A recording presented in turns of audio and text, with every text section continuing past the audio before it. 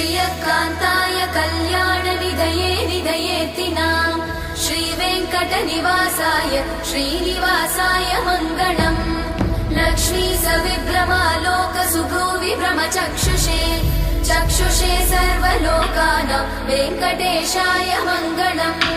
श्रीवेङ्कटाद्रिशृङ्गाग्रमङ्गलाभरणाग्रये मङ्गलानां निवासाय श्रीनिवासाय मङ्गलम् सर्वावयव सौन्दर्य सम्पदा सर्वचेतसां